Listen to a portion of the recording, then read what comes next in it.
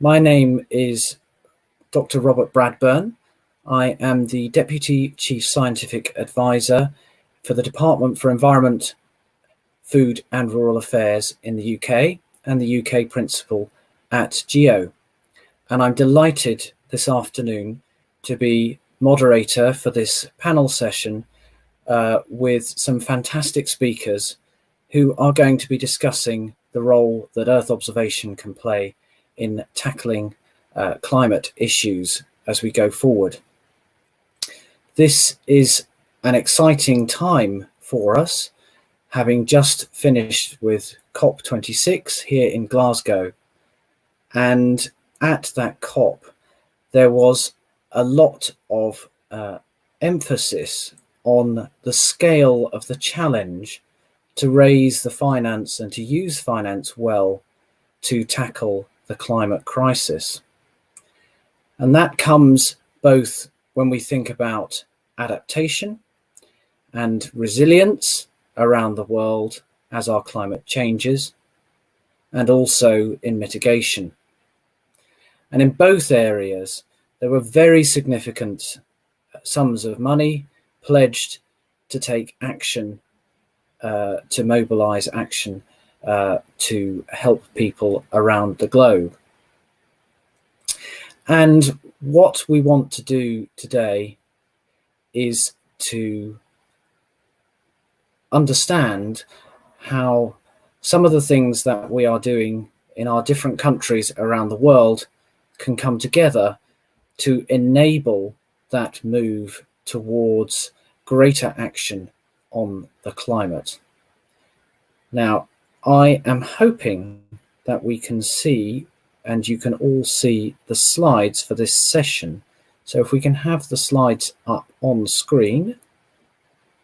What we are going to do this afternoon is we are going to have some short presentations from 5 speakers who all have a different view on how we can use Earth observation to support finance for climate action. And I'm delighted that these speakers join us from around the world, and I am very grateful, especially to those speakers for whom this is not a pleasant local time. So thank you to all of you in advance for making that sacrifice for us this afternoon.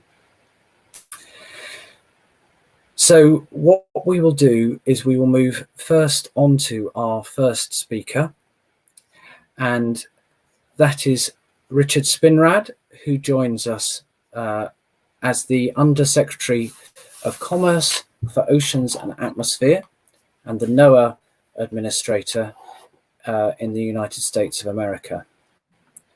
So Richard is going to give us a country perspective on some of the issues that we face going forward. So I will hand over to Richard now. Thank you very much. Thank you for that introduction. I am very pleased to be with you virtually today for this anchor session on climate action. As everyone on the call knows, climate crisis is not a challenge for the future, but it's something we must confront today. I was fortunate to be at the 26th United Nations Climate Change Conference of Parties, or COP26 in Glasgow, earlier this month. And more than ever, the spotlight is on how we should begin to mobilize the trillions of dollars needed to tackle the urgent climate crisis and enable transformative climate action towards a resilient net zero carbon world by 2050. Both the public and the private sectors have a role to play in accelerating the ecological and economic transition. At the GEO Symposium 2021 in June, the UNFCCC Secretariat invited the GEO community to contribute to support mitigation and adaptation action around the oceans and around climate. I'd like to recognize all of the hard work that GEO has done in support of the UNFCCC and IPCC through increased engagement with the organization and through the efforts of GEO's Climate Change Working Group. For example, the Climate Change Working Group report that was released for COP26, entitled Greenhouse Gas Monitoring from Space, a Mapping of Capabilities, lay the groundwork for data needed to support the 2023 global stocktake under the Paris Agreement. This is the first systematic effort by Earth observation data providers from the public and private sectors to map the current and upcoming satellite missions that monitor greenhouse gases. I should also point out that the Climate Policy and Finance Workshop that was held virtually in September under the theme of Earth Observations for Climate and Ambition raised awareness of how Earth observations can strengthen the evidence for public and private investment decisions on climate action. It's important that GEO maintain its focus on data to support climate action and build on this momentum that was gained in 2021. From the U.S. perspective, tackling the climate crisis involves a whole of government approach to addressing the impact of the global climate crisis and delivering climate science, service, stewardship, and some ocean observations specifically. We've got a number of important examples. Just last week, President Biden signed the bipartisan infrastructure bill, which includes funding to protect the country against anthropogenic climate change, including climate resilience from severe droughts, heat, waves, wildfire, and floods. The President's Emergency Plan for Adaptation and Resilience, PREPARE, as the program is called, is another example of whole of government response addressing impacts of the global climate crisis in order to enhance global stability. And one of the three primary components of PREPARE is to mobilize finance and private capital. We've established an interagency working group on extreme heat, which was formed by the White House Climate Policy. It's led by myself, the Secretary of Health and Human Services, and the Administrator of the Environmental Protection Agency in the United States. And the intent is to communicate, coordinate, and improve the federal response to extreme heat. And our National Space Council, chaired by the Vice President Kamala Harris, has announced that the U.S. will develop a comprehensive framework for national space priorities with an emphasis on climate change.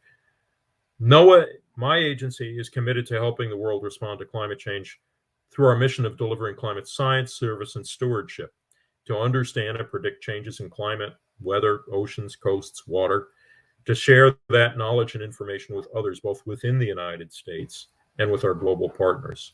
And as the NOAA administrator, I'm working hard to incorporate this administration's priorities into our own NOAA activities by collecting data from our extensive observation network and by conducting research to operations, applications, and commercialization. And by the way, we're doing this through a lens of equity, both focused externally on working with our partners in vulnerable and broadly diverse communities, as well as looking at how we are structuring our workforce. Let me talk a little bit about the role of Earth Obs in support of finance for climate action. And it comes down to the question of how do Earth Obs support finance for climate resilience and impacts. We're going to see an emphasis on public-private partnerships, and where public funds are used to stimulate private investment, financial decisions can be in both public and private sectors. The public demand for climate science and decision support from national environmental agencies is large and growing across all disciplines. In the United States, the Department of Treasury announced the creation of a new climate hub and appointed a climate counselor to the secretary to bring to bear the full force of the Treasury Department on domestic and international policy, leveraging finance and financial risk mitigation to confront the threat of climate change. And last month, I had the chance to meet with the climate counselor to the Secretary of the Treasury, John Morton, and we discussed the important role that NOAA's science plays in informing investments to ensure they align with climate goals. We discussed how important climate information and an integrated climate strategy are to expediting the transition to a net zero economy. And at COP26, the need for greater action and support for adapting to climate change was a very strong theme. In fact, parties established a work program to define the global goal on adaptation, which should identify collective needs and solutions to the climate crisis.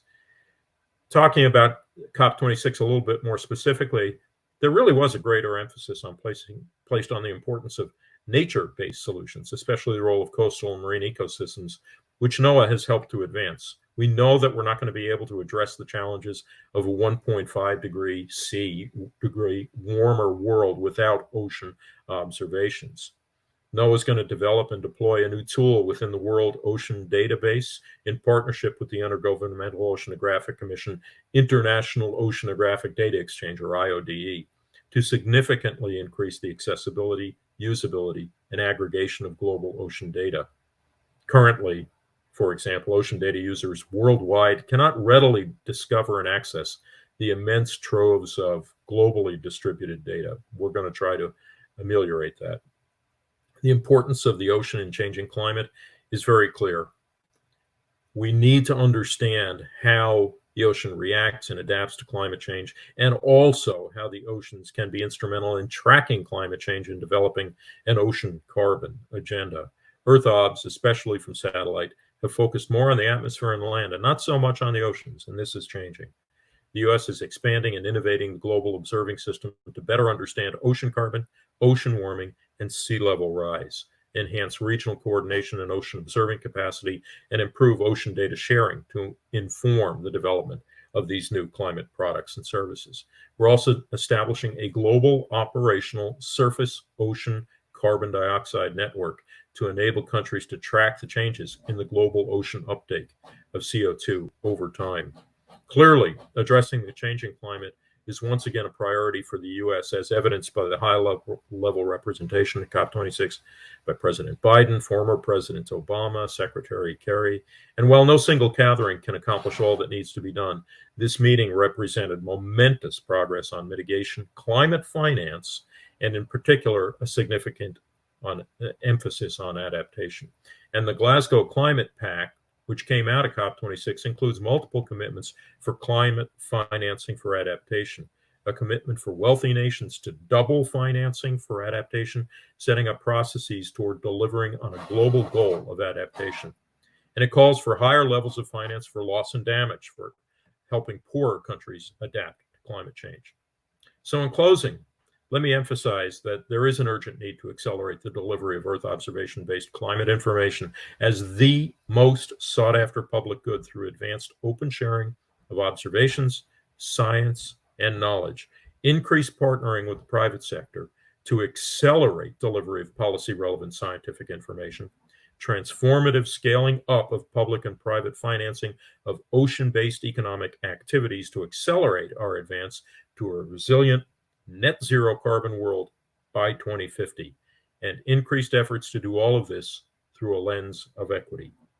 Thank you very much, and I look forward to our discussion forthcoming. Thank you very much, Richard.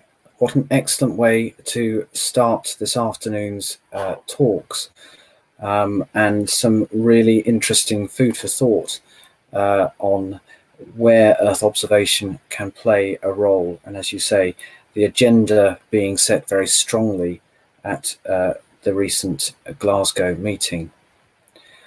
We will take questions and discussions at the end of all the speakers. So I would like to move straight on to welcome Bobby Shackleton, who is Head of Geospatial at Bloomberg. And Bobby is going to talk about managing climate risk with Earth observation. So may I turn straight to you, Bobby? Thank you, Robert. And what an act to follow. It's an absolute honor to speak to everyone here today. Good afternoon, good morning. Hello, my name is Bobby Shackleton. I'm going to talk about briefly managing climate risk with EO, specifically in the lens of the financial industry, representing Bloomberg here and in my experience. Next slide. I'm going to cover a large range of high-level topics to really introduce the community to the way that the financial industry is starting to look at and assess climate.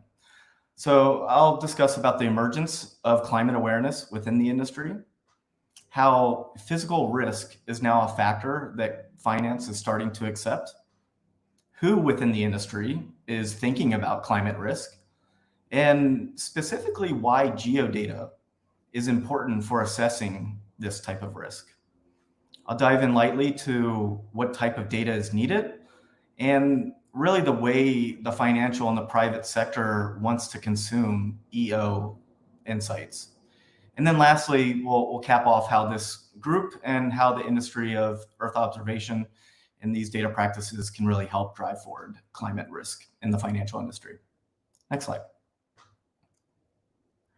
So I think if we take a step back, I've been in fintech, building map applications, kind of launching the first one in Wall Street basically in 2008. And at that time, it was all about data visualization. You know, there might be maps in an investor presentation or some sort of email or communication that really described where a company or a stock of their assets might operate. And so this was kind of what was the normal practice of mapping and finance for almost a decade.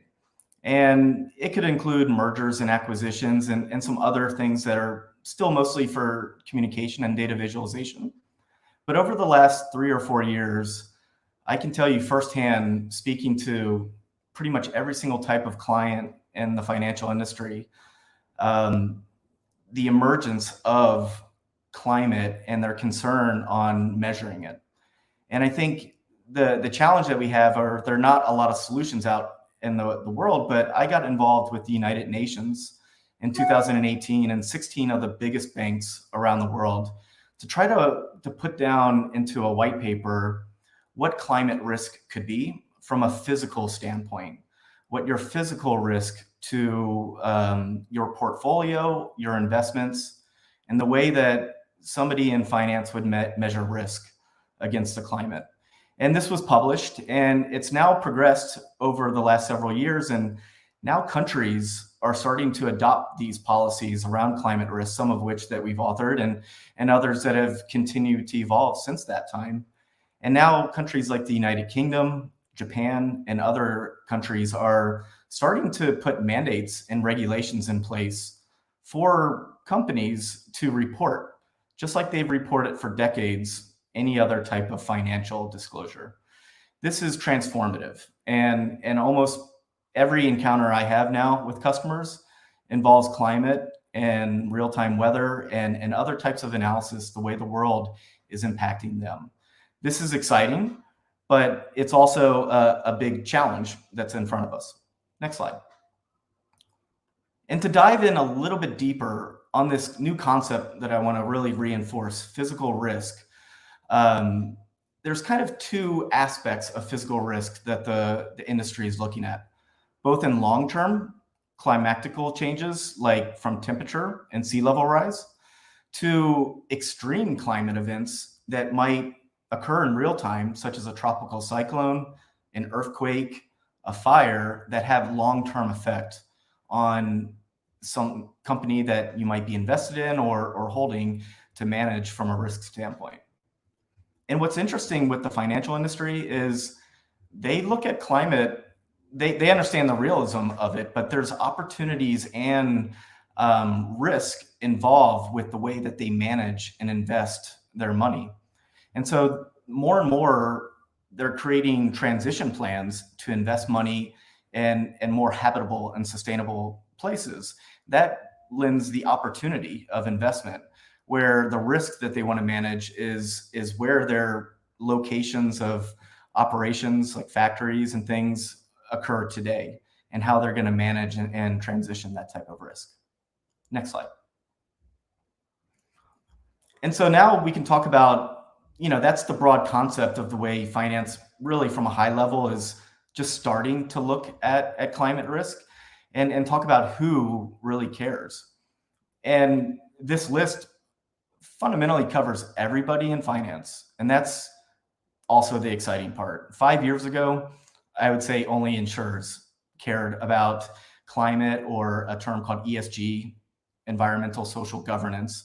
And now it's almost a part of the daily book of doing business, whether you're originating a loan, researching the next stock to invest in, to managing the risk of your portfolio that you're currently invested in.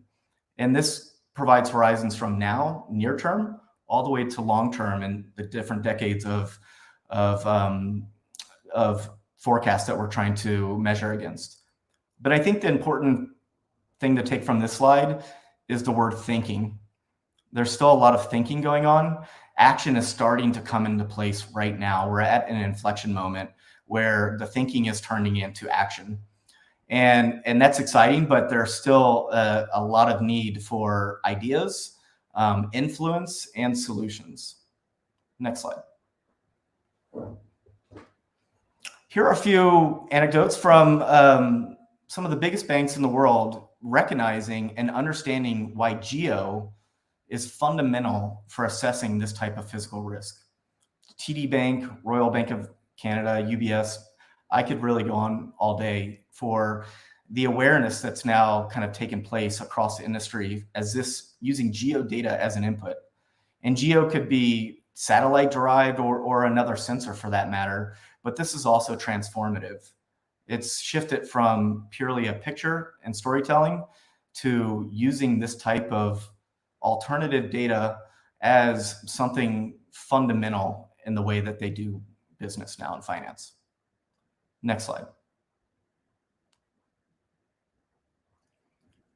And so if I were to dissect, what type of GEO data is really needed to drive the conversation forward effectively in finance, I bucket it into two broad categories. Asset data. These are locations where a company operates, a factory, a retail store, a power plant.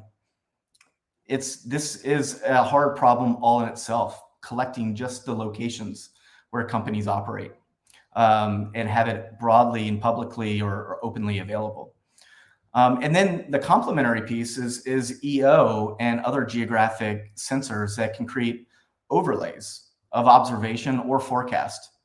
And then using geospatial technology, you can connect those two disparate data sets. And that is the fun part. You can invent new data, you can create new relationships in ways that finance has never thought of before. They're not thinking like this community is. And so these type of relationship mappings are what's driving the conversation forward of what is possible. Next slide. But what's important is to know how the industry wants to consume this data. As much as I love maps, and believe me, I named my son Atlas. I really love maps that much. But the reality is the financial industry doesn't want to consume maps for quantitative real decision making. The maps might be used as a complementary report, but they want quantitative data that they're able to make a decision off of and to use as raw statistics or scores if you're smart enough or know the impact to drive into their own risk models, maybe a scenario tool that says, if 2 degrees warms, what's my sea level rise? Kind of a scenario type of data set like that's quantifiable.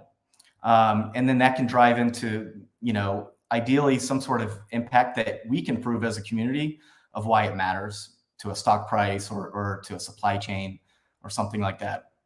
And there's a number of variables today being used and consumed lightly within the industry, but the industry is hungry for more and to go beyond these silos of maps that you see for a lot of these solutions and think about raw, hard data that they can consume.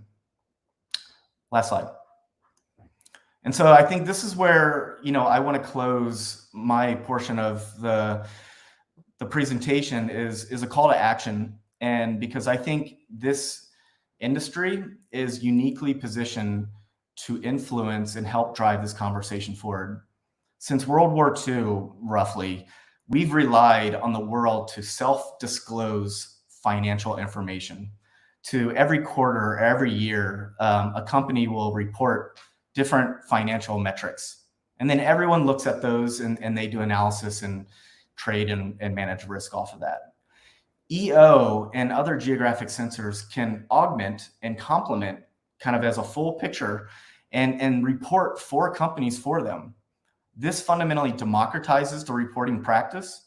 It allows everyone, even the small characters that don't have the means, the technology or know-how to do climate risk reporting or analysis.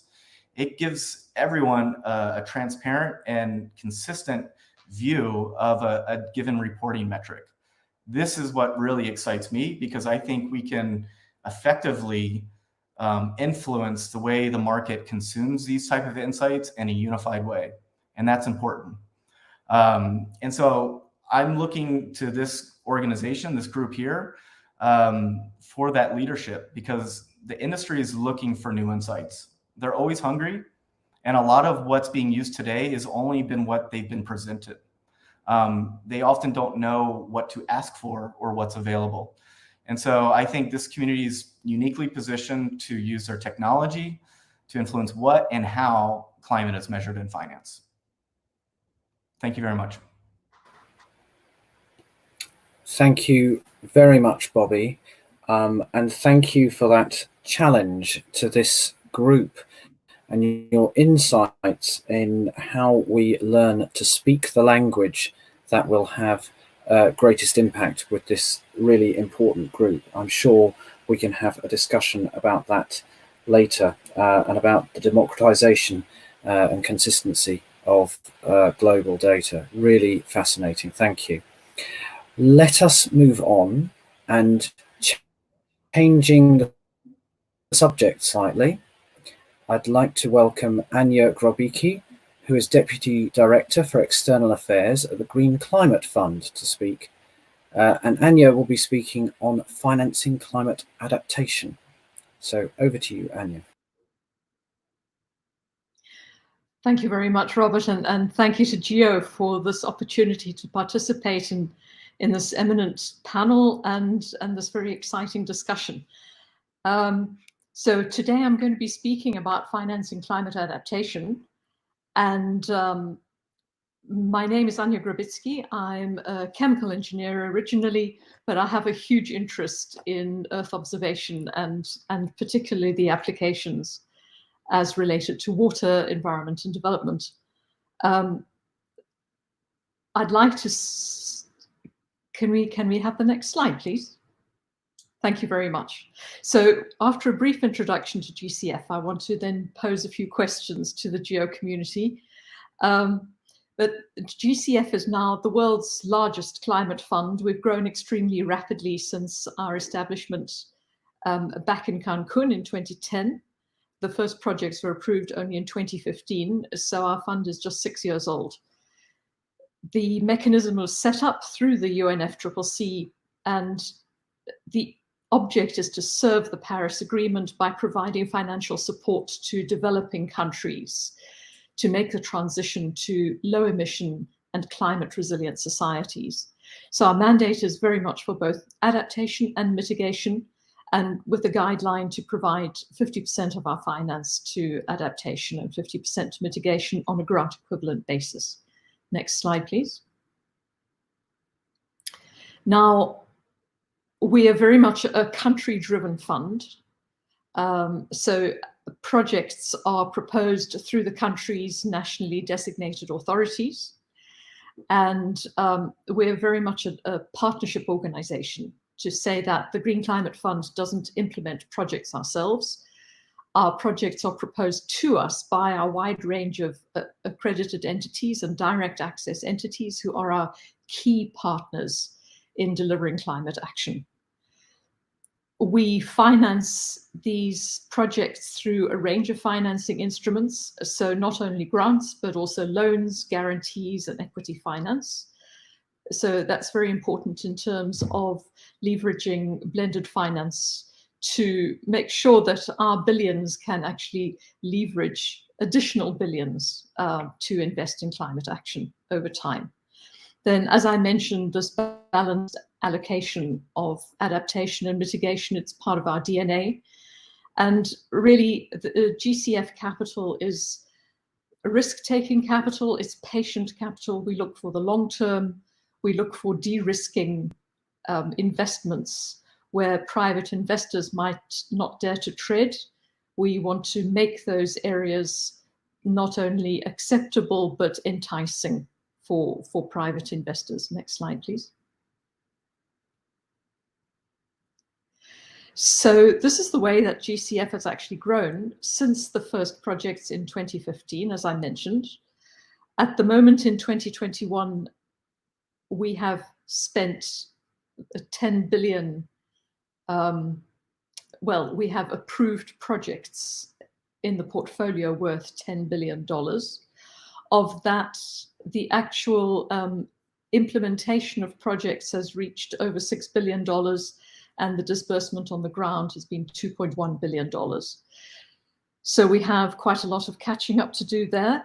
We're really working now on acceleration, speeding up all our processes and procedures, and particularly speeding up disbursement on the ground, and also facilitating access to GCF finance as much as possible for developing countries and the direct access entities. You can see the projection through to the end of our GCF1 period. So we're hoping that by the end of 2023, we will have spent or have approved projects of $15 billion. And this is excluding co-financing.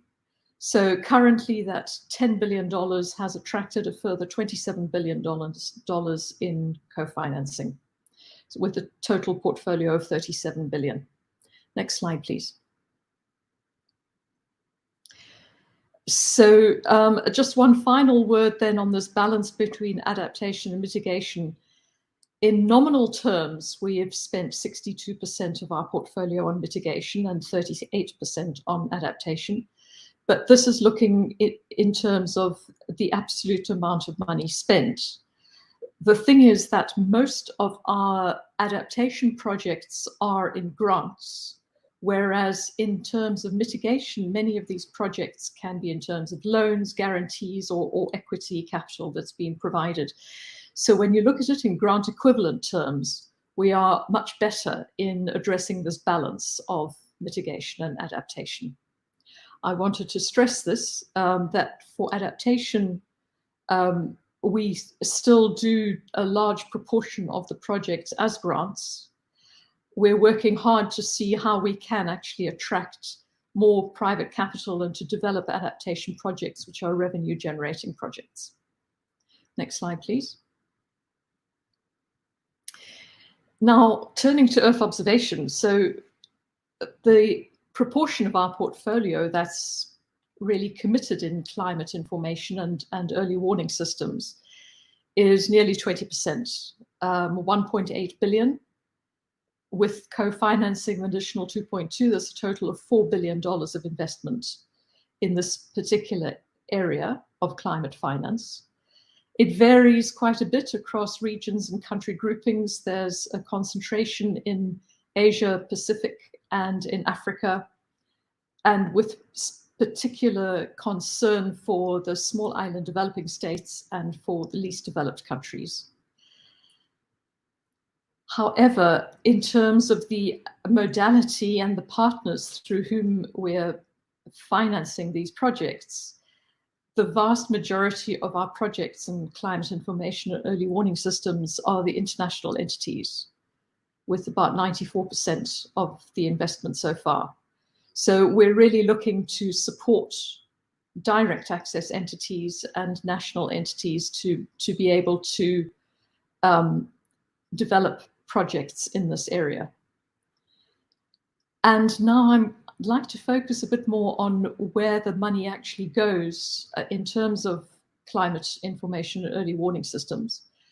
About 21% of the projects overall focus on the hydromet services, and the balance, nearly 80%, is actually on the sector applications.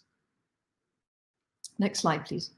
So it's very good to, I think, illustrate this through an actual project. In this particular case, it's in Timor-Leste, with a financing of over $22 million US. This is a particular example from a UNDP project. And this project really illustrates the sort of balance that we tend to have, where the multi-hazard early warning system for climate resilient rural infrastructure planning and management, the investment in that is about 20% of the project finance for forecasting, risk modeling, communication, and response. And then the balance of 80% is really for the climate risk reduction and risk proofing measures for strengthening resilience in the rural infrastructure, with these examples of slope stabilization, enhanced water supply, improved irrigation, flood defenses, and agroforestry and reforestation. So this gives you an idea of how our climate information early warning systems actually reach right through also to the stakeholders on the ground and the beneficiaries. We particularly focused on impact-based forecasting, and then we need to also be able to show the impacts of these projects. Next slide, please. So these are some examples of the particular hazards faced by Timor-Leste, which is a very mountainous country and prone to extreme climate events. Next slide, please. So in terms of how GCF seeks to shift the paradigm on climate information and early warning systems, we start from the basis of improving climate information and plugging the gaps in hydromet services, whether it's on a subnational level, a national level, or a regional level. A lot of our financing is going towards helping to fill those gaps and to link up networks which have been created by previous projects before us, with the objective of creating relevant and science-based information for developing countries. And that is the basic 21% of the portfolio. Now, if we look at the other nearly 80%, which is really looking at the risks themselves, the one paradigm shifting pathway is around these multi-hazard early warning systems and early warning, early action that addresses the short and medium-term risks that stakeholders face. Our second pathway is geared towards the long-term disaster risks and supporting investment prioritization and the creation of pipelines of projects to achieve the desired transformation for both adaptation and mitigation, to support well-informed and science-based decision-making by the national authorities. Next slide, please. I think that's my final slide. Well, thank you very much. I'd like to just pose a couple of questions to the Earth observation community. So firstly, to say that climate rationale for the project can be a barrier to accessing finance due to the lack of historical data in many developing countries. So how could the GEO community help to fill this crucial gap through Earth observation? So that's one question. And another question is really, how can the Earth observation community help to provide this essential basis for climate investments across all sectors, with a particular focus to reducing risk, avoiding maladaptation, and supporting prioritization and a pipeline of projects? This is a challenge to the community as a whole. Thank you very much. Thank you very much, Anya, for bringing that perspective to this afternoon, and a really good challenge to us to take up perhaps in the discussion later about how we can provide the basis for those investment decisions, noting your interest, as you said earlier, in wanting to attract capital and generate revenue, thinking about adaptation and some of those nature-based solutions perhaps that were mentioned earlier. Let us stay with the subject of adaptation, and I would like to invite Paul Desanka, who is the manager of the Adaptation Division in the UNFCCC Secretariat, to talk to us about how Earth observation can support national climate action on adaptation. Over to you, Paul. Thanks very much, Robert, and good to be part of this very distinguished panel. I support the work on national adaptation plans as well as the work on loss and damage. So these are perhaps one of the exciting programs that we have under the Climate Change Convention. And in Glasgow at the last COP, these resulted in extremely interesting discussions and a lot of progress in terms of how we can best support developing countries. So I'll focus my comments on adaptation. I know that the Earth observations have a very wide range of application areas in mitigation and the oceans, etc. But I'll focus perhaps my interventions on terrestrial systems and adaptation in particular. So next. So next slide, please. So we have been supporting adaptation concretely over the last 20 years with an initial focus on supporting the least developed countries. So going back to year 2001, where a special fund was created and the National Adaptation Programs of Action, the NAPAs, were also sort of put in place to basically help the LDCs communicate their urgent and immediate needs for adaptation. That worked quite well, and in Cancun 10 years ago, this was scaled up to the more comprehensive National Adaptation Plan, basically in the form of a process that enables countries to comprehensively look at the adaptation needs across sectors and then come up with strategies and plans that then get implemented, and then of course there's the follow-up action to monitor progress, assess adequacy, etc. At the same time, of course, that's when the GCF was founded, and it was interesting to note that the NAPs are perhaps one of the key modalities under the convention that benefit from a mandatory funding through the GCF. So this is quite promising, and then in fact, if you go to the next slide, the GCF is able to provide $3 million to each developing countries that applies for it in order to help them prepare these adaptation plans. And then there's, of course, the subsequent implementation of the adaptation priorities that, of course, most developing countries will go through the GCF, but there's a wide range of opportunities for funding that countries are able to access. Next.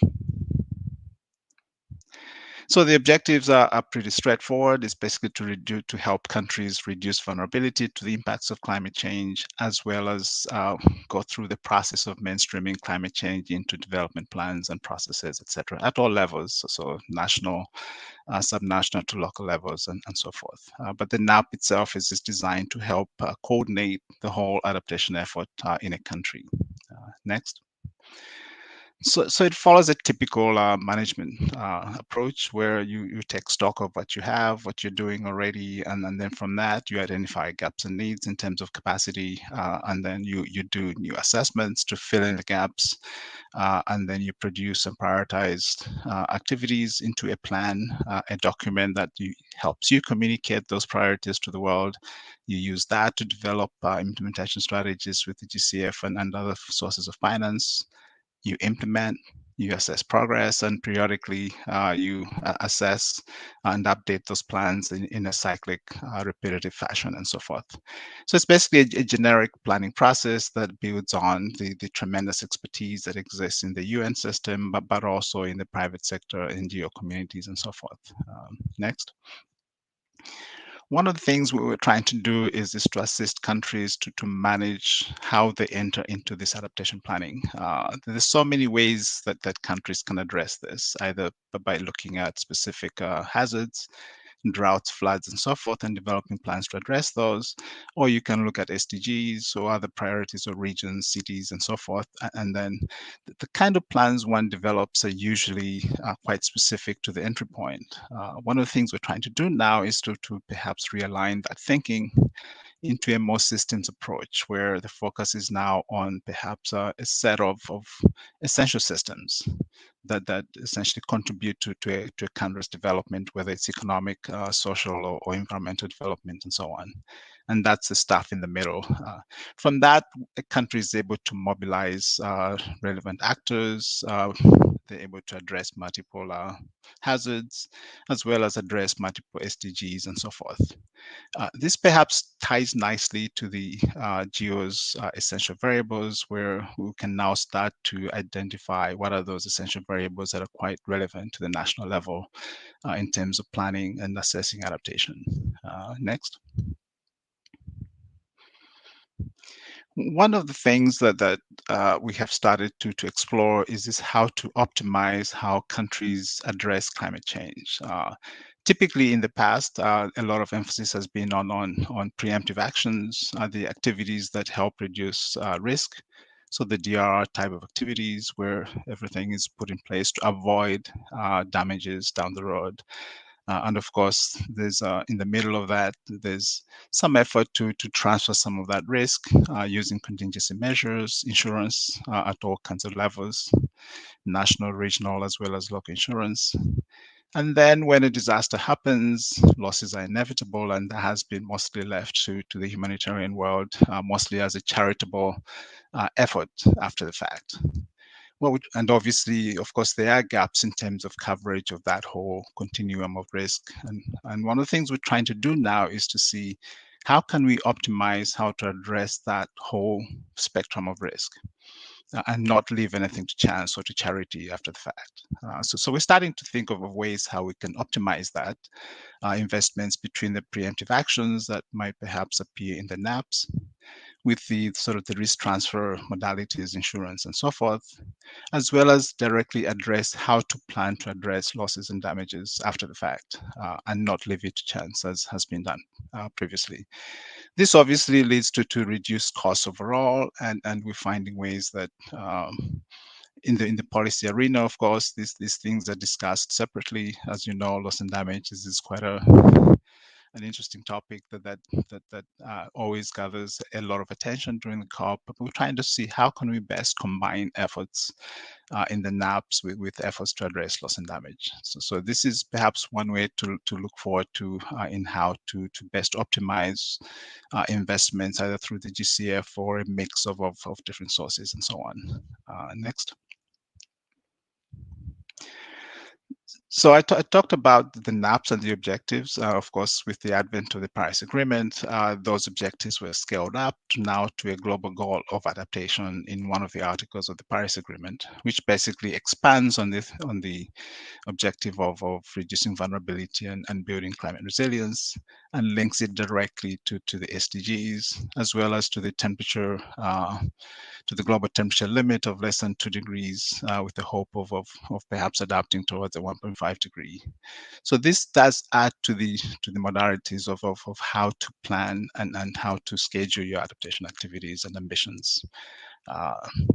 And this year in Glasgow, parties made tremendous progress in looking at this goal, in further elaborating on what it means and how to achieve it, as well as how to measure it.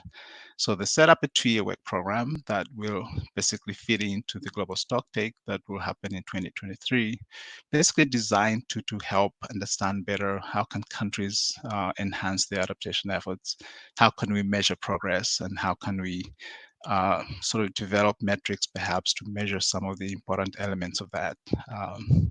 There will be a set of workshops every year. This is the UN process. We believe in very much in a country-driven process and stakeholders to interact and then share ideas. So there will be at least 4 workshops every year, starting perhaps in the March of next year. So we look forward to perhaps some of you participating fully, and GEO in particular contributing to that discussion and how we can make progress on that. Next. The other piece to the adaptation discussion is also, of course, the issue of loss and damage. And I'm not making a political statement here, but by linking it to adaptation, but in reality, that's what countries are doing. They're addressing both the adaptation needs as well as the losses and damages that would result after an impact happens. As you know, we have the Warsaw International Mechanism on Loss and Damage that was also created in Cancun, in Warsaw rather, and then it's part of the package of approaches to addressing adaptation under the convention. It's basically designed to promote how to avert, minimize, and address losses and damage. And we have an executive committee that oversees this mechanism. It has its own set of expert groups, at least 5 at the moment, and a lot of discussion and progress in terms of how can countries best address loss and damage. In Paris, there's of course, like at every COP, there's a very lively discussion about how to advance, how to address losses and damages. And there was a creation of what's called the Glasgow Dialogue that will happen in the next 3 years, basically between parties, relevant organizations, and other stakeholders, essentially to discuss how to best put in place funding mechanisms for loss and damage. So this is likely to be a very interesting and exciting opportunity, I think, to develop ideas about how to effectively support funding of loss and damage. I know that there was a huge call for concrete actions to be made in Glasgow, but the time wasn't there yet. I think there's need for I guess a broader discussion about how to do this properly, and then this Glasgow Dialogue provides a platform for parties to exchange on how to best do this. This builds on what exists already from the Madrid COP 2 years ago.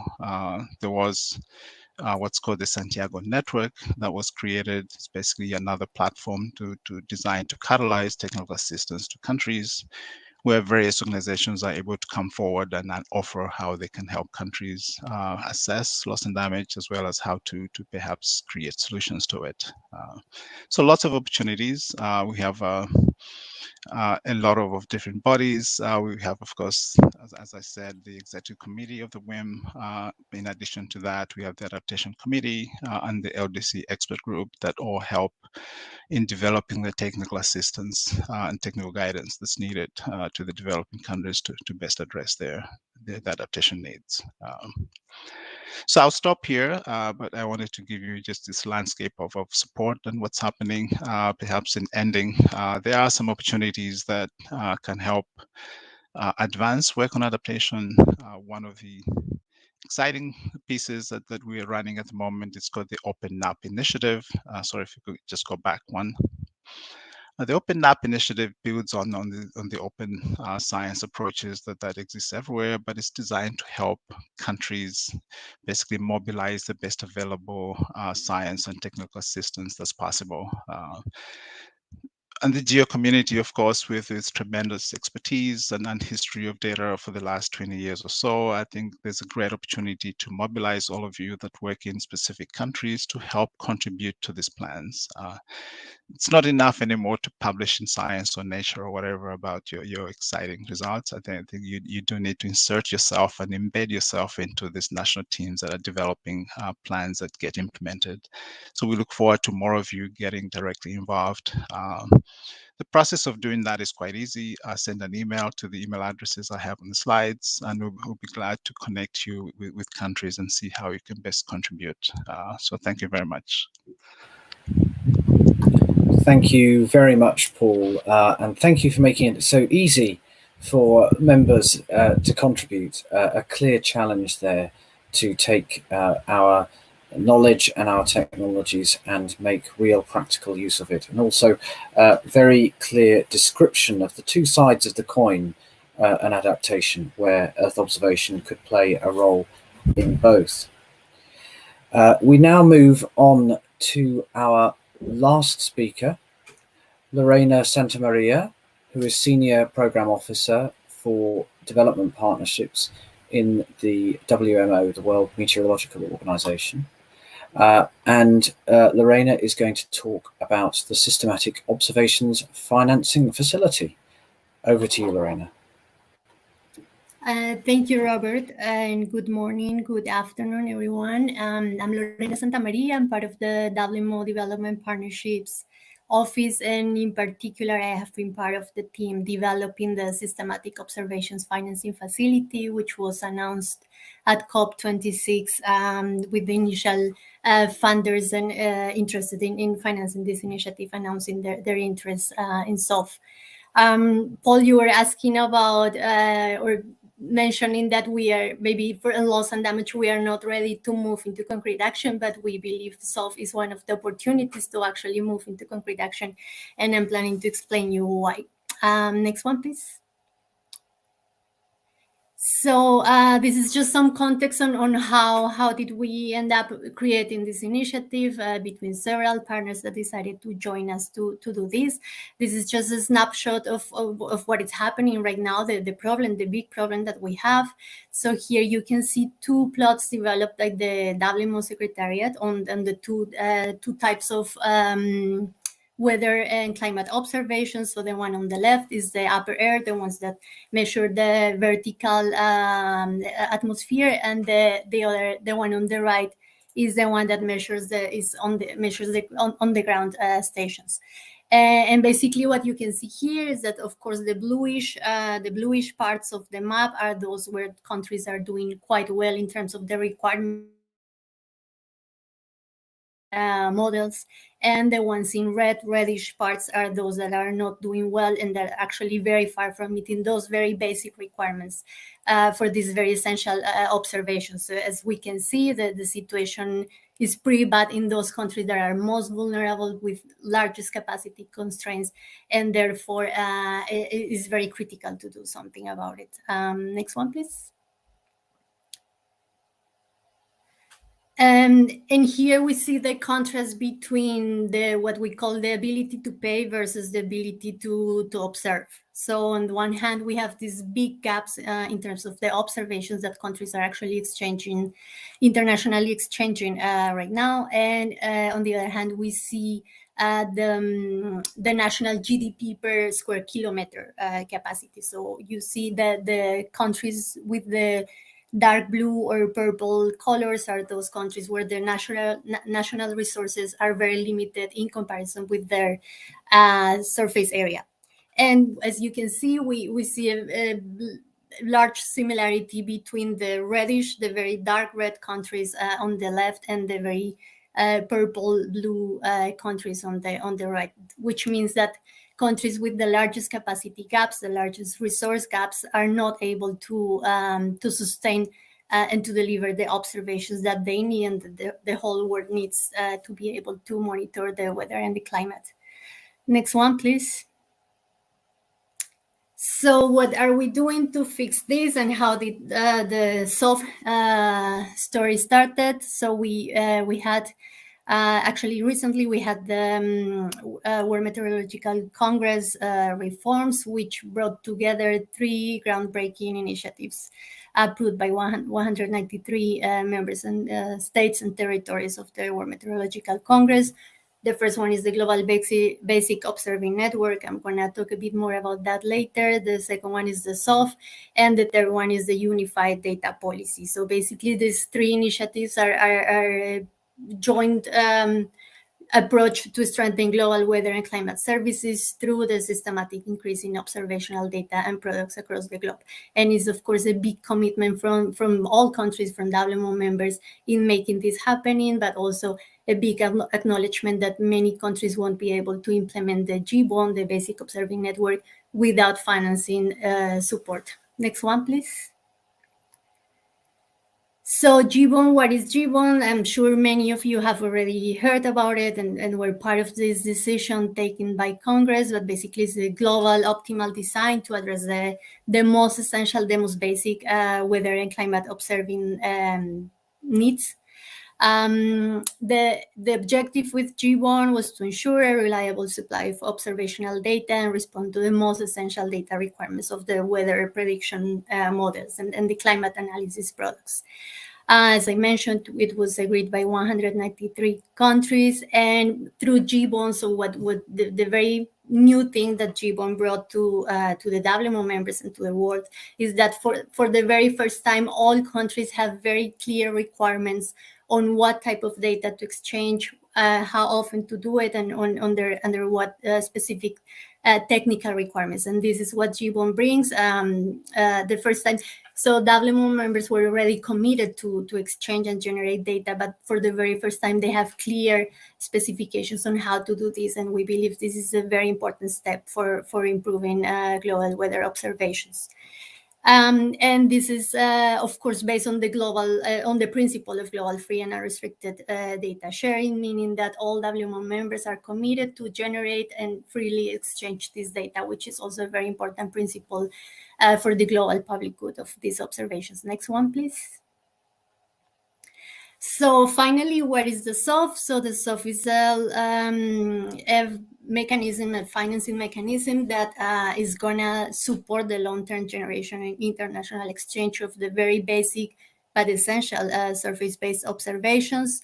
It will provide financial and technical assistance to small island developing states, least developed countries, and a limited technical assistance to other developing countries.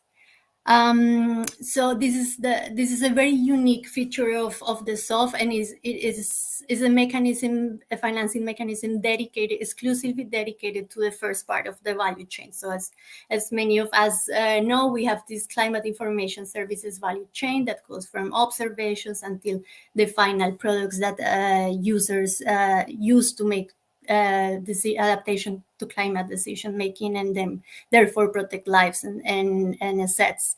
So focuses only on the first part of this value chain, which means observations. And we believe there is a very important reason for SOF to focus only on that part, while other financing mechanisms can take over, use the products delivered by SOF, and then support countries in the rest of the value chain.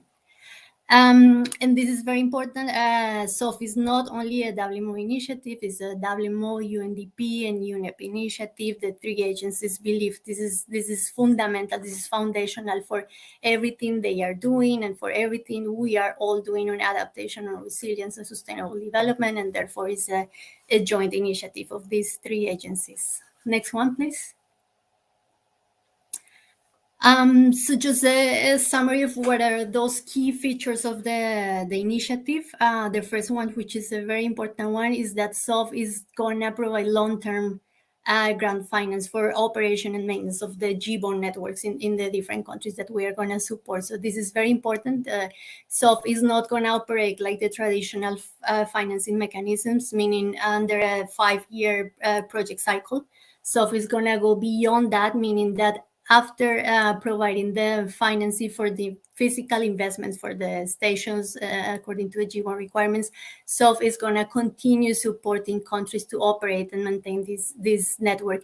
And this is extremely important because what we have seen with several partners, especially development and finance partners that we have been working with, is that the usual case is that after investing in the stations, then what WMO is in its monitoring system is that data is just not flowing. So after the project ends, after 5 years, then countries have no capacity to maintain and operate these stations, and therefore no data is flowing to the international prediction modeling centers.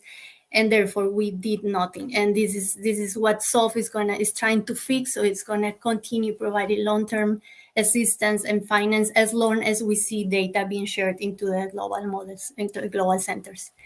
SOF uses a global approach, meaning GBON. So this is also very important. SOF moves away from this classic country-driven approach for observing networks, which, as many of us know, doesn't work for weather and climate. We need a global system to understand how to monitor and observe the planet, and this is what SOF is also going to do.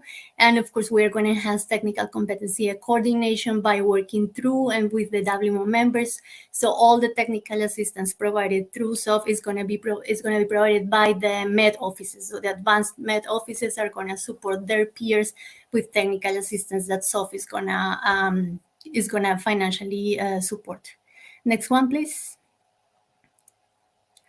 This is just the SOF benefits. So as many of you know, it is really hard to disentangle the socioeconomic benefits only of observations from the whole value chain. So it's really difficult to do this, but the World Bank and WMO try to do that to provide an estimation on how cost effective is investing in observations. And they estimated that more or less we can have 5 billion annual benefits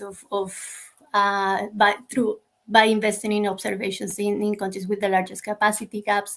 And here you just can see in the visual how different is the observing needs of seasonal disease compared to other countries. So their observing gap is an order of magnitude much higher than other countries. Next one, please. So what is the value of SOF for climate finance? I think many of the previous speakers have highlighted how important it is to have observations, how important it is to have data for everything we do on climate finance, and of course, in particular for adaptation.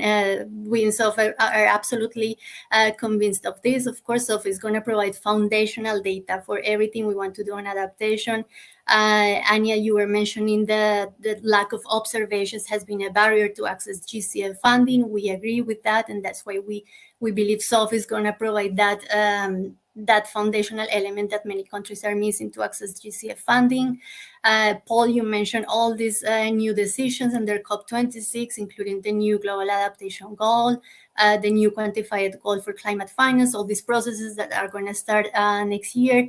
And we believe there's no point in trying to work on those new quantified goals if we don't have minimum information on how countries are doing in terms of weather forecasting and climate monitoring. So we believe this is a very essential support that countries need if we want to succeed in what COP26 decided.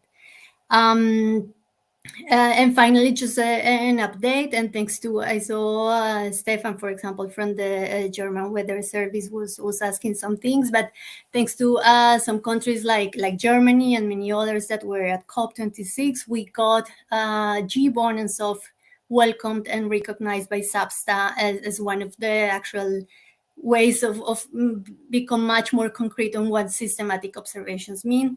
And that's thanks to many countries that supported this. But now we need to keep moving into bringing systematic observation and SOF into more real means of implementation. We did the UNFCCC discussion, so we count on many of your countries to keep working on this agenda. We saw, Paul, you can correct me, but there is no single mention in the COP26 final decisions on systematic observations, while they all recognize the importance of the IPCC assessment. So there is a mismatch between how much we appreciate what the IPCC is telling us, but how big is the gap in observations in many areas of the world. The IPCC can only do as much as, but if they don't have the information, the observations in many areas, it's going to be really difficult to understand what the climate is going to be. Next one, please.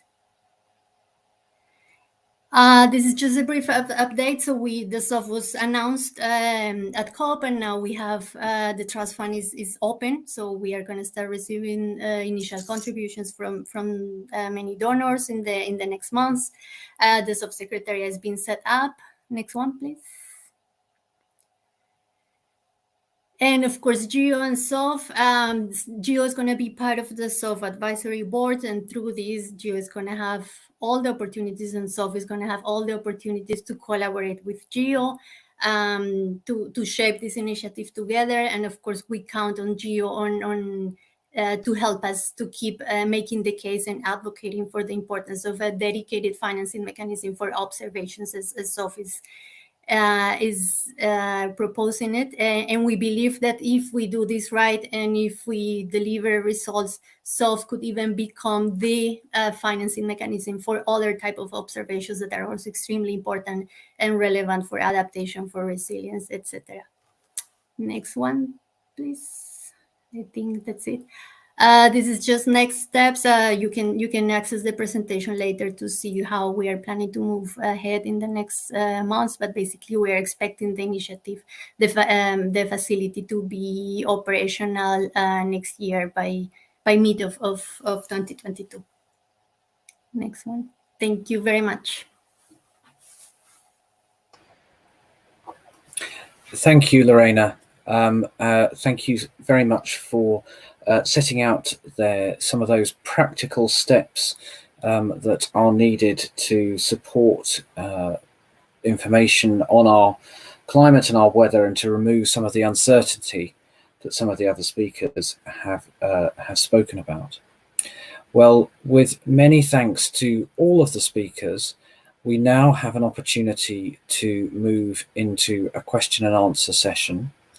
So thank you very much to all of you who've been putting questions into the Q&A section of the chat. Please do continue to do that. I cannot promise to get through all of the questions, but there will be opportunities to have those answered outside the session. What my job is to do in the remaining time that we have together is to help GEO to consider how we build on the September workshop and define some actions that we can take as a community to think about some new partnerships and to shape the new work programme looking at finance for climate action so that we can really have the greatest impact. And there are many new partners around the table today with whom I think we can make exciting new links. I would like to explore some of those opportunities and think about some of the questions that we might ask over the next year by delving into some of the questions that have been asked while our speakers have been talking. And if you will forgive me, I'm going to open those questions perhaps more broadly. I know some of you have asked very specific questions to specific speakers, and I will ask them to respond, but I'd like to give other panel members the opportunity as well.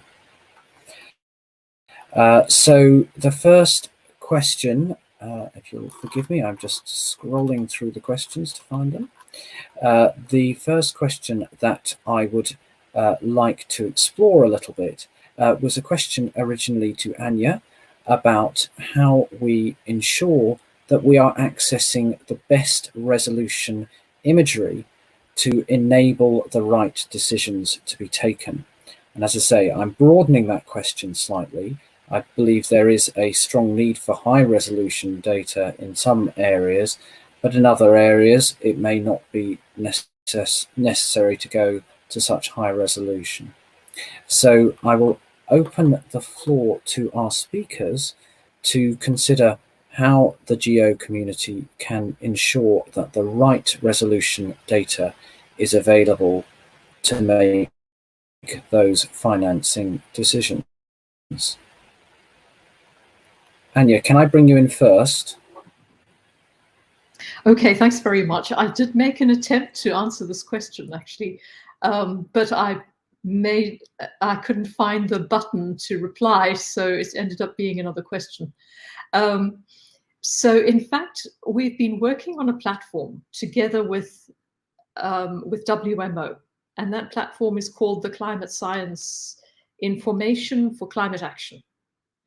It was launched at COP26 in Glasgow, but in fact, there's been work ongoing for the last couple of years to build the database behind this, and it's something called ClimPact. So if you scroll through the Q&A and you find my response to Charles Mwangi, you'll see the link. It's climpact-sci.org.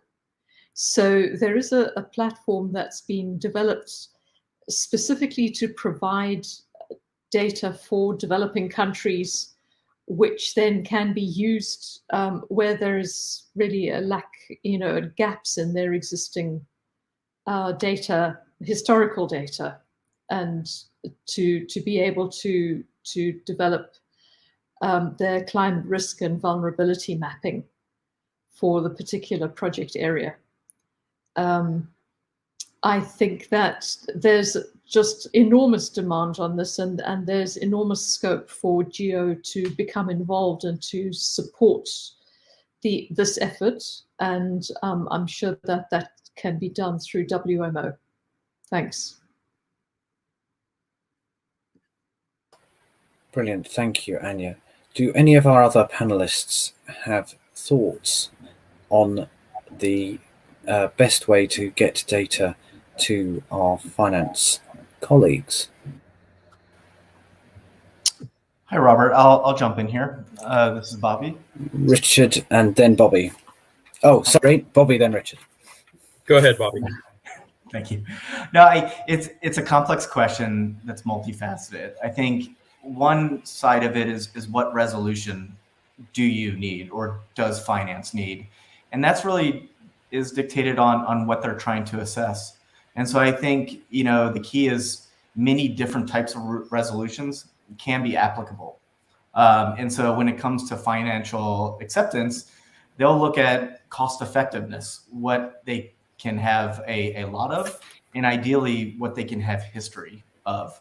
Because to make a proper forward-looking type of decision, you want to be able to back test or do some sort of historical analysis off of that. So I think that's really kind of an important aspect of what type of resolution, and then how we access it. I mean, I think, to be honest, I alluded to this in my presentation, the more you can quantify and transcend the pixel and deliver a stat via an FTP or a file drop is kind of the status quo, you know, for most financial data consumers. Brilliant. Thank you, Bobby. Richard.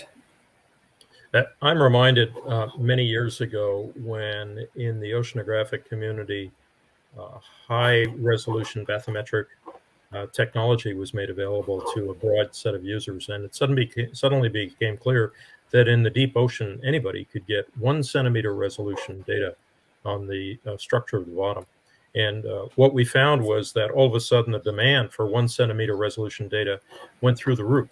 And of course, the real question was not how do you get 1 centimeter resolution data in that case, but what is the problem you're trying to solve? And most of the problems that were being addressed really did not require 1 centimeter resolution data, but the very availability of it was what was driving that demand. And so I think, building on what Bobby just said, there's 2 parts to this question. One is, I think it's incumbent on the role of the geospatial community writ large to serve a translation function as to tell me what the question is that you're trying to address. Tell me what your need is, what the problem is that you are trying to finance or solve or face.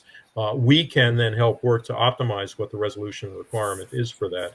And then the second part of this is I feel very strongly that this whole segment of the private sector that serves as a data deliverer, if you will, the big data managers, the web-based delivery mechanisms have to be part of this dialogue, and already are, the Amazons, the Microsoft, et cetera. But really, it's the translation function of the GEO community that I think is central to this particular audience here at GEO.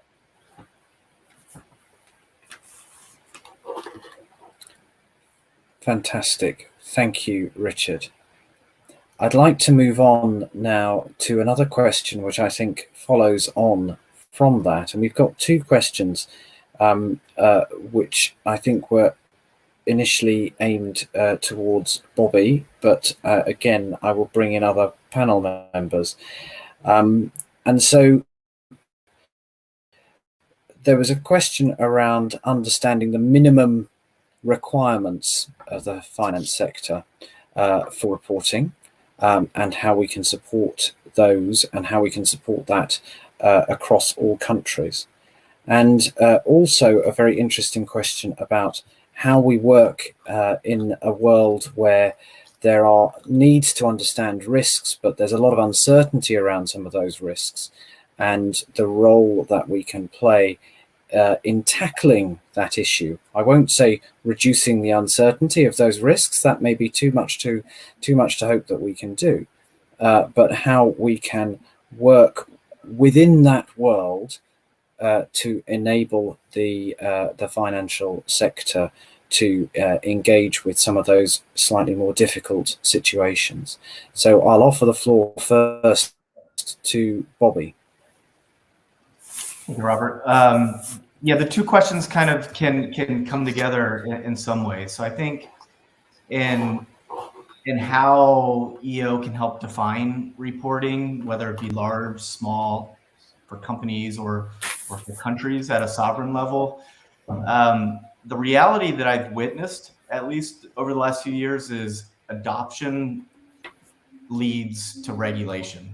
And so it's kind of a ground game or a grassroots game of having an insight that could be EO derived start to be written about or quantified. And where I've seen the most success that pairs with this is to conduct and publish a white paper that complements the insight that you're trying to influence the industry to look at.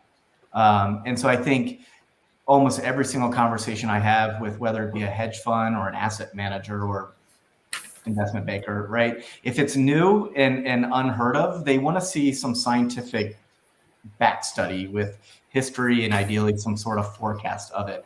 And so that puts some onus onto this group if you have an idea or insight to do some sort of analysis alongside it. And best if you can pair up with, you know, someone in finance or in fintech to help code do that, and then you start to see the adoption. And then once one bank uses one source of truth, then they write about it, and then other people will reach out and try to do the same, and then it just kind of swells and it becomes the truth in a sense. But I think the important piece that you did mention was this validation of truth in a deep uncertainty world. And I also witnessed that each group or each financial customer or even each fintech customer is establishing sort of their own truth around risk models and what they are. And to be honest, that's the way finance will work in a lot of ways. And so that will become the way that people compete against each other. The way they manage or invest will be to have their different views or impressions of what risk means. And so this group, I think, could focus more on factors that will affect risk models that financial players own and manage. So I would say think about the factors of analysis and then try to find partners or to conduct like white paper research to put it out there. And we can come back to it in another topic, maybe on centralizing the discovery of that type of research. Brilliant. Thank you, Bobby. Do I have any other panel members who would like to come in? That one. If not, then thank you, Bobby. Let us move on. There's a further question that has been asked around integration. Thinking, can we address climate change without addressing the food, water, energy, ecosystem nexus, which is certainly something which is very close to my heart in my department in the UK. And I suppose the question for the group thinking about this work stream going forward then is, how wide do we need to cast this net, noting where GEO can, where Earth observation can, of course, be useful in all of those different sectors. How much data and how many different forms of data, if you like, are enough to enable the finance sector to engage in climate action and not to engage in a way that causes perverse outcomes in other sectors. So this is especially, of course, important in the adaptation area, where those issues are all so closely linked together. So I wonder if one of our speakers who has been thinking about adaptation would like to consider that question around how wide a set of data is needed from Earth observation.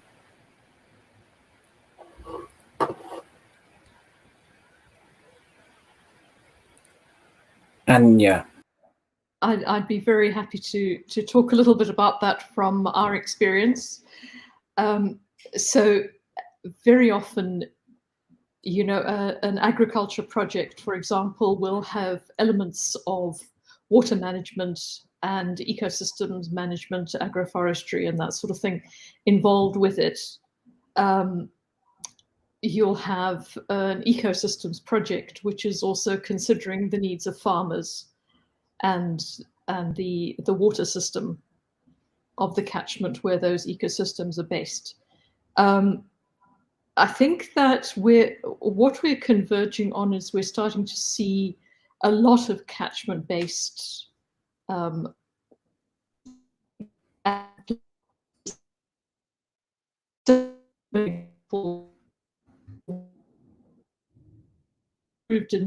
northern Thailand, which is supporting farmers in areas where they're experiencing droughts, where there didn't used to be,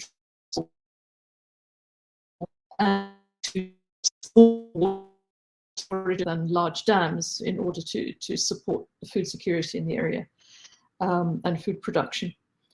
So I think there's a real convergence around using catchment-based modeling and catchment-based thinking in designing climate action,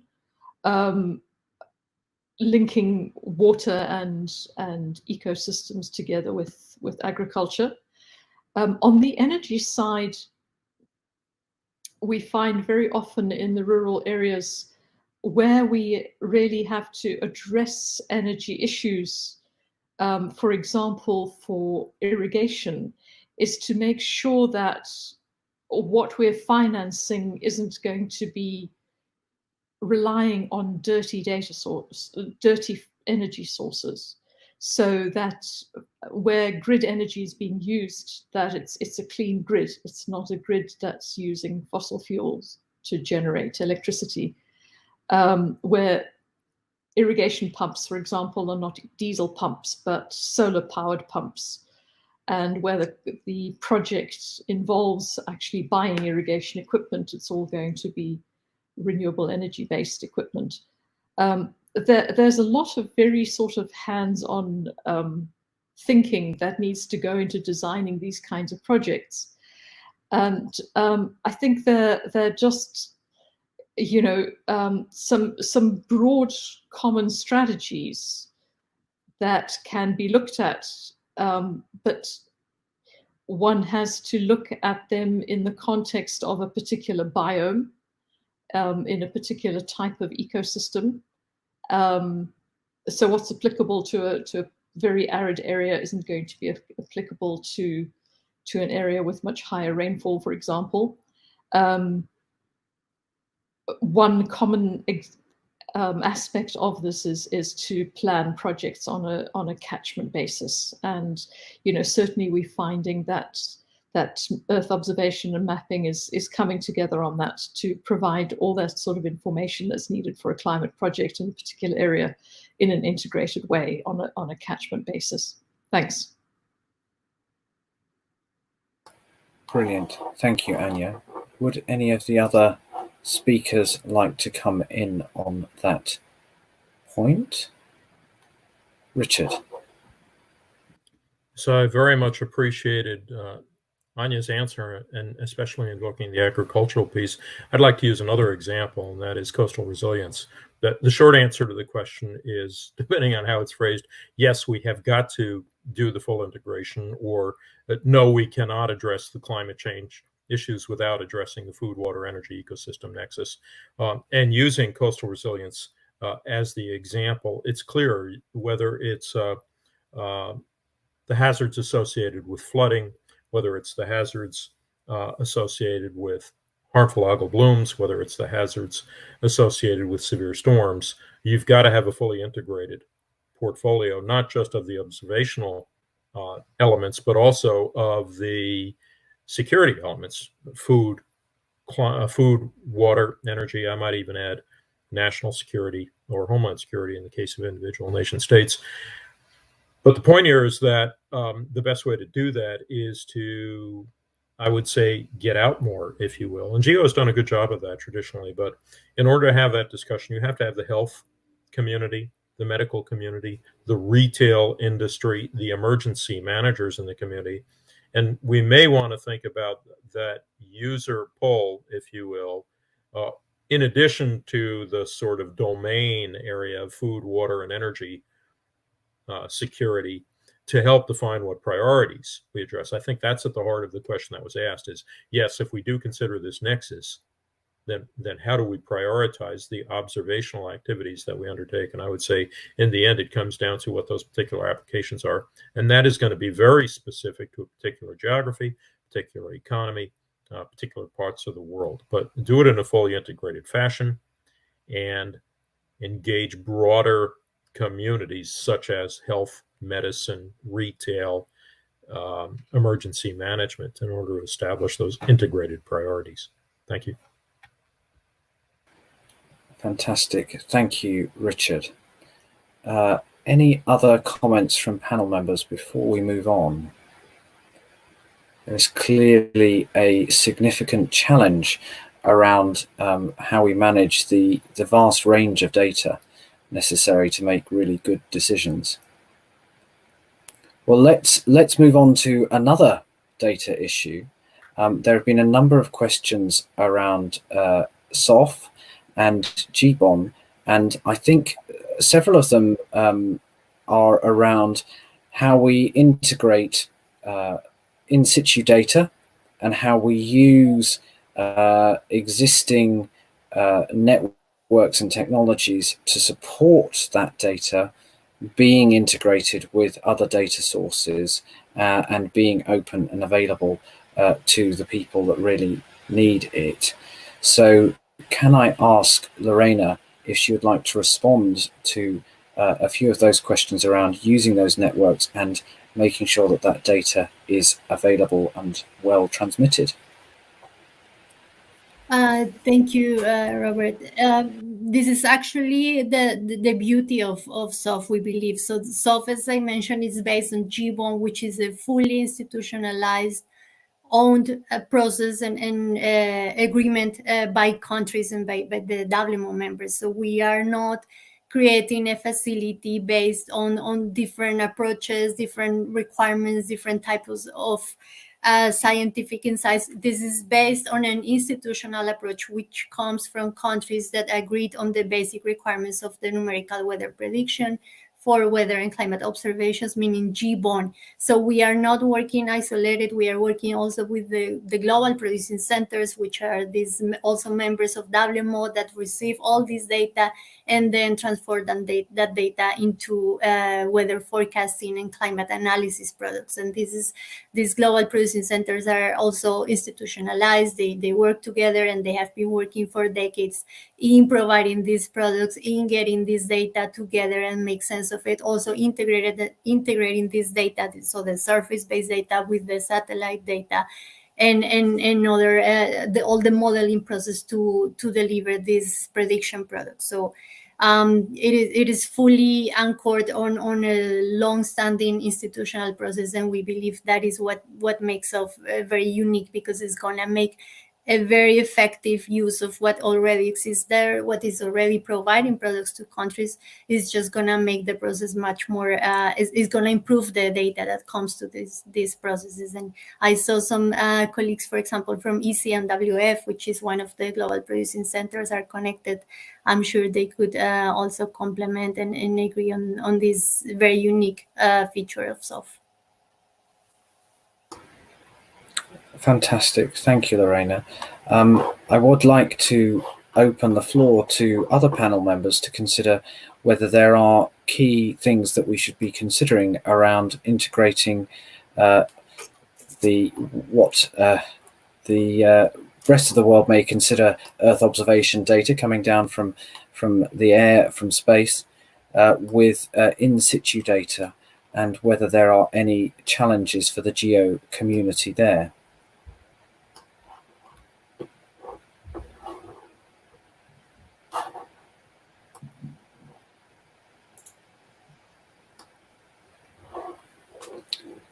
That is perhaps one to pick up in the work streams further forward. One final question, I think, from the floor before I attempt to wrap up our discussions this afternoon.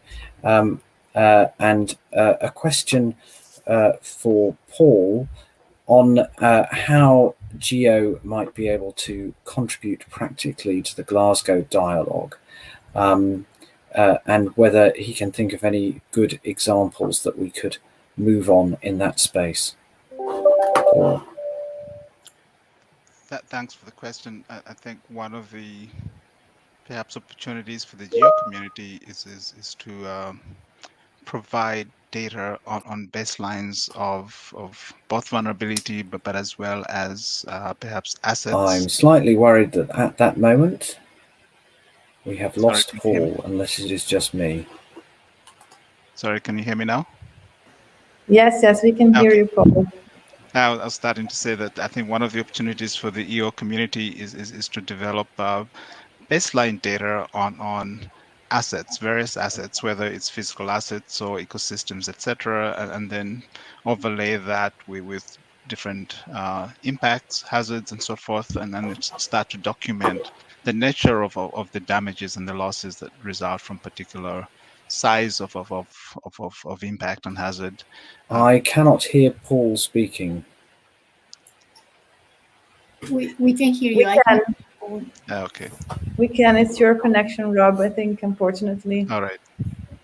So Go basically, on. the baseline data will help provide the basis for making decisions about how to address particular losses and damages. I think, as we all know, the level of data that exists across the world is quite different, but the absence of data doesn't imply an absence of damage or loss. So it's quite important, I think, to level that playing field and then create these baseline data sets that can help decision makers actually make the right decisions that address all the vulnerable communities and ecosystems and so forth across the world. So that's, I think that's possible with the current historical data that exists in the EO community, perhaps converting that into data products with some measures of indices of degree of risk and what it would take to recover, how long ecosystems recover, for instance, and so forth, given on particular inputs. Thanks. Rob, I would like to echo what Paula just said. I think one of the biggest challenges that I continue to face integrating EO and climate risk analysis in the finance is comprehensive asset data, both the collection and, as Paul mentioned, kind of the monitoring and the impact analysis of it. It's truly fundamental for driving this conversation forward within finance. Because beyond that, we can only speak about climate impacts at a country level, and it doesn't resonate to that financial stock picker, hedge fund, asset manager that's looking at company locations and physical assets. So I'd like to just put a giant echo on what just Paul said. I really believe it. Thank you. That's very helpful, and it is so useful to consider the difference in challenge when we're thinking about financial institutions versus perhaps government reporting. Thank you, and thank you to everyone who has offered us questions this afternoon. I'd like us to draw the questions to a close by perhaps asking the panelists. We've heard a lot about how we learn about presenting our data to the financial sector in the best way. We've learnt and discussed about the alternative data sources that are going to be needed, both for adaptation and mitigation. And we've talked about the resolution of that data, and again, thinking about the adaptation space, that necessity to go beyond the sort of national reporting down to asset level reporting to really enable that that investment to take place. So I would like to ask the panel if they were thinking about prioritizing work and areas that we should be looking at going forward next year for in the new GEO workstream. Where would they think that we should prioritize that action? And so what I'm going to do is I'm just going to invite each of the speakers in turn to offer their thoughts on where we can order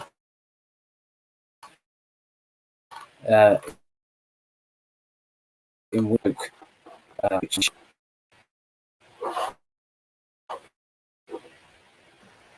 You're back on now, Rob. I don't know where I dropped off then. You were inviting the speakers. I will invite the speakers one by one. Ask Richard to speak. Okay, Robert is dropping out, but I think you called on me, Robert, to respond to the question of priorities. And I'll be brief. My answer comes in three flavors, if you will. I think there are key programmatic priorities. I think there's engagement priorities, And then I would actually argue there are training educational priorities. So on the programmatic side, obviously, we're looking at some of the outcomes from the mapping of the GEO work program activities to help advise that. But unequivocally, in my opinion, the GEO contribution of the global stocktake should be a priority for 2022. On the engagement side, I had the opportunity at COP26 to chat with any number of our island nation representatives, both Pacific and Caribbean. And what became clear is that the regional coalitions of agencies and organizations committed to building resilience in many of the island states are ones with whom we need to have, if you will, listening sessions. At NOAA, for example, the Pacific Risk Management OHANA, what we call PRIMO, is a priority, and I would welcome the GEO community to engage in those kinds of listening sessions and activities. The third area that I alluded to as a priority, I think, is a training activity. We're working very hard to try to embellish the Weather and Climate Ready Nations, plural, activity. Weather Ready Nation is a concept in the U.S. that we've pushed through our National Weather Service. We have training desks that I think we need to deploy to start working with local scientists from around the world and doing a little tradecraft between local scientists, our own scientists, to improve capabilities for prediction and projection of emerging climate hazards. So in sum, I think there's programmatic priorities, engagement priorities, as well as training education priorities. Thank you. Thank you, Richard. Can I turn to Bobby? Yes, I'll echo a little bit with what Richard just said. I would basket kind of two sides of action. I think one is around awareness, training, and education, kind of as a theme. And I think speaking on behalf of the financial community, an awareness of almost what Dr. Spinrad was talking about, like a translation service of this use case requires this. And that's almost more for us as a community rather than the financial industry per se to know that resolution. But I think a centralization of resources, quantitative research, white papers, the types of use cases that EO is satisfying today versus an institution having to go out to every single data provider and finding their specific quality or product that they build. So to centralize that, I think, would drive this really forward a lot. So that's just one. I think we can do that now, with our current organization. I think looking forward, I think picking back up on what Paul started, I think a strategy around assets is becoming paramount for finance. They have their own assets, but they also want to benchmark against the rest of the world's assets and risk so that they know where they compare and so forth. And so I think there's a whole strategy that we could unfold around collection and identification of assets, understanding of operations and what's going on at that location. And then obviously having the historical impact analysis from when climate has affected that location before, what did it mean? Because that will drive the financial decision maker when it happens next time. Brilliant. Thank you, Bobby.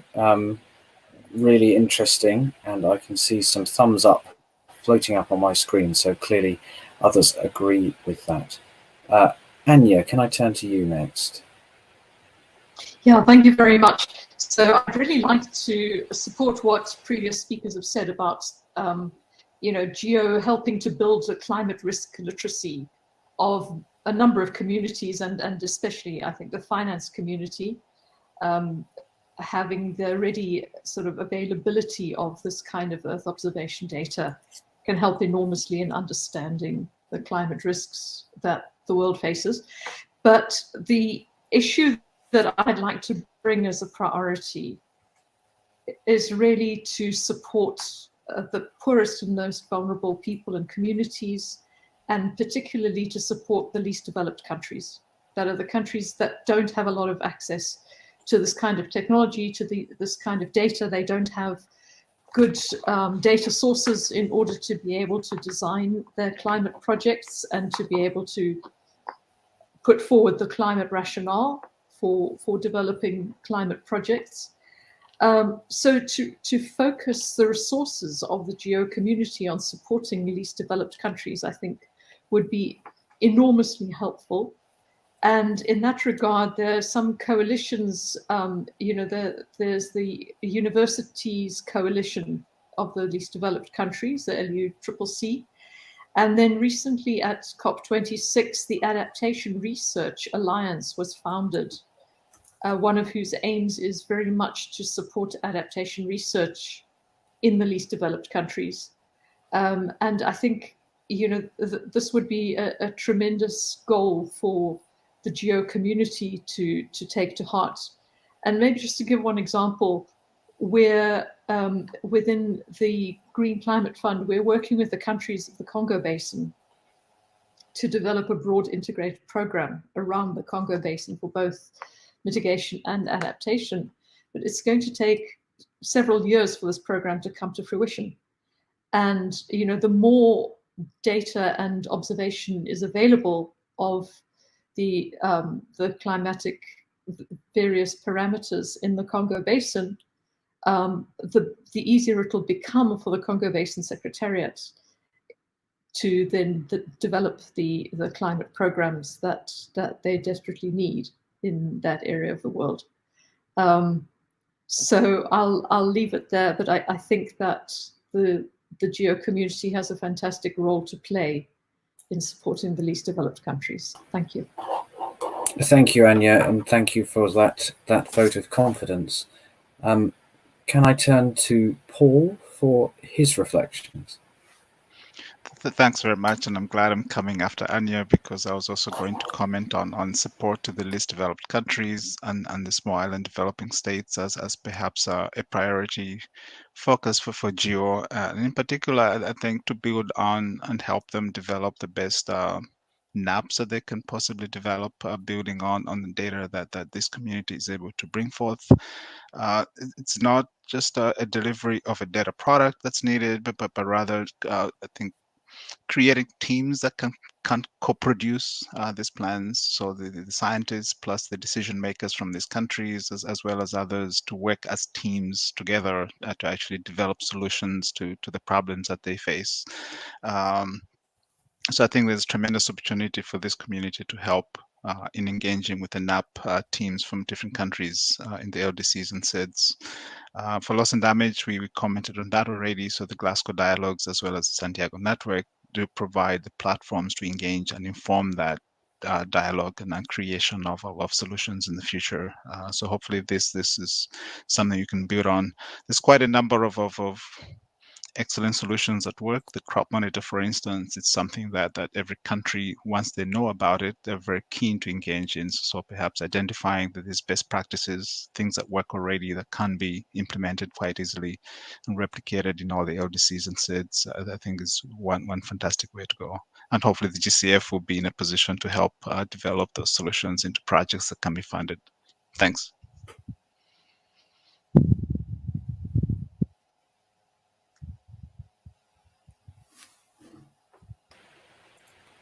Thank you, Paul. Now, can I bring in Lorena? Thank you, Robert. So from soft perspective, we would have two suggestions. The first one would be dedicated and focused advocacy within the UNFCCC process. As I mentioned, was quite shocking to see that systematic observation is actually not part of any of the COP 26 decisions. There is no one to blame about this, but there is a lot to do about it. We believe we need to move from the very scientific part of the UNFCCC, where systematic observation is recognized as an important thing. We need to move from that into more operational implementing decisions on what exactly systematic observation means for the Paris Agreement, for the IPCC, and bring that into reality on how are we going to support those countries that have no observations and therefore no means to actually know what they are adapting to. I think this is a very important agenda for all of us. and also recognizing and bringing to the attention to all parties how big is the gap in LDCs and SIDS in terms of the most basic weather observations. And the second one is just we would be very happy for GEO and for the GEO community to use SOF as an example on how to finance global public goods, and in particular how to finance observations in developing countries. I think we are going to get very important lessons learned, and we will be very happy to share the initial lessons learned to see how other fields, other domains of observations can learn from SOF. Thank you. Brilliant. Thank you, Lorena. That brings us to the end of the time for our session. Thank you very much to all of you who have asked questions, and thank you in particular to our fantastic panel, both for their presentations and for their really helpful insights into many of the questions that have been asked. Thank you also to the panel for those recommendations on where GEO can take its work programme forward. There is clearly work to be done around engaging the finance sector and helping them to understand what is possible and doing training and awareness raising. There's work to be done around the scale of data required, and of course supporting particular countries with particular needs, recognizing that not everyone has access to all of the technology that other countries do. So thank you very much. Thank you to GEO for organizing this session. I hope people have found it a useful and interesting session, and I hope that we can develop a really powerful and impactful work programme for next year. Thank you, everyone.